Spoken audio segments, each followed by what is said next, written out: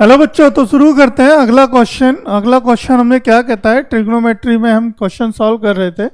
देखिए अगले क्वेश्चन को सॉल्व करते हैं। अगला क्वेश्चन क्या कहता है, गिवन tan a बराबर 4/3 find the other trigonometric ratios of the angle a। ठीक है, तो देखो सबसे पहले क्या करेंगे, एक राइट एंगल ट्राइंगल बना लो, है ना। एक मैंने बनाया राइट एंगल ट्राइंगल। अब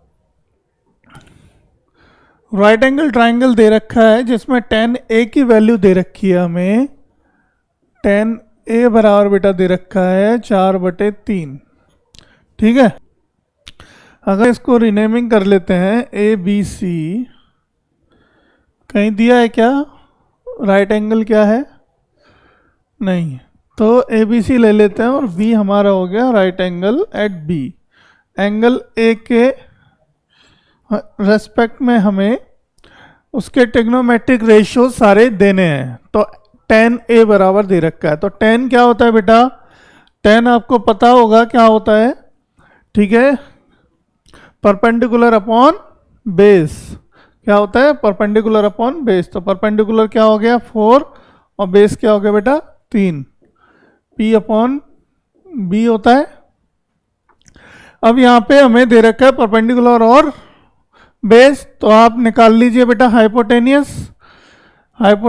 ये AC निकालेंगे हम यहाँ पे। देखो AC का स्क्वायर बराबर क्या होता है, AB का स्क्वायर प्लस BC का स्क्वायर। तो AB का स्क्वायर कितना हो गया बेटा 3 का स्क्वायर प्लस 4 का स्क्वायर, तो कितना हो गया 9 प्लस 16 कितना हो गया 25। तो AC का स्क्वायर बेटा, AC का स्क्वायर बराबर आ गया 25। तो AC बराबर क्या हो गया बेटा स्क्वायर रूट ऑफ 25। तो AC बराबर हो गया 5। क्यों, क्योंकि 25 किसका स्क्वायर होता है 5 का। ठीक है, 5 का स्क्वायर होता है।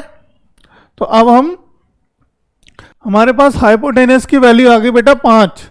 तो अब हम यहाँ पे 5 वैल्यू अगर हम रख देते हैं, यहाँ 5 रख दे हैं, तो अब बाकी के ट्रिग्नोमेट्री रेशियोज हमको बताना है सबकी वैल्यू एक्सेप्ट किसके tan के। तो लिख लीजिए सारे यहाँ पे, पहले लिखें साइन ए कॉस ए। अब ए के रेस्पेक्ट में बताने हैं सारे। ठीक है, तो sign A cos A, tan दे रखा है हमें बेटा, कॉट ए सेक ए और कोसेक ए। ये रिमेनिंग 5 हमें इनकी वैल्यू बतानी है। तो बेटा बता दो इसी मूल मंत्र से, किससे, पंडित बद्री प्रसाद हर हर बोल। ठीक है, तो देखो ये याद रखना है, इसी के रेस्पेक्ट में आप सारी चीजें याद रहेंगी आपको। tan क्या होता है P अपॉन H। tan मतलब P अपॉन H का मतलब क्या होगा, परपेंडिकुलर अपॉन हाइपोटेनियस, यानी BC upon AC। BC upon AC। Cos क्या होगा बेटा base, AB upon AC। Cot क्या होगा बेटा tan का उल्टा, वो P अपॉन B होता है, तो ये B अपॉन P हो गया, यानी base upon AB upon BC। सेक क्या हो गया बेटा, सेक हो गया आपका, सेक क्या होता है कॉस का उल्टा होता है। तो देखो यहाँ पे पलट दो इसको, AC अपॉन AB। और कोसेक क्या होता है बेटा आपका साइन का उल्टा होता है, तो इसको पलट दो, क्या हो गया AC अपॉन BC। अब वैल्यू पुट करो जल्दी से। साइन क्या होता है बेटा, BC की वैल्यू कितनी है 4/5।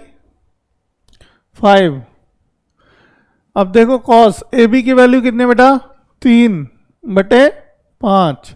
कॉट देखो tan दे रखा था 4/3, तो कॉट की वैल्यू क्या हो जाएगी 3/4। अपोजिट कर दो, 3/4 उल्टा होता है।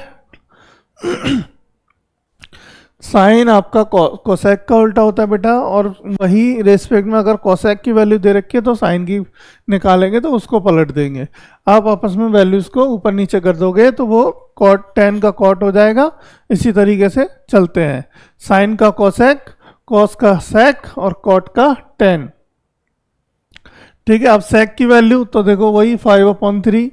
अब कोसेक की वैल्यू आंख बंद करके बस लिख दो, अब तो 5/4। जो ऊपर दे रखा है उसको जस्ट अपोजिट कर दो। अब चेक कर लो ये सारी वैल्यू क्या आ रही है हमारी। साइन ए की वैल्यू 4/5 यहाँ मिली है हमें पहली वैल्यू। देखो यहाँ गलत दे रखी है ये, तो इसका मतलब हमारा आंसर कौन सा होगा, यही होगा, थर्ड। तो चेक कर लो बाकी भी। कॉस की वैल्यू बेटा 3/5, कॉट की वैल्यू बेटा 3/4, सेक की वैल्यू 5/3, कोसेक की वैल्यू 5/4। ठीक है, तो राइट आंसर कौन सा हो गया बेटा, तीसरा। ठीक है।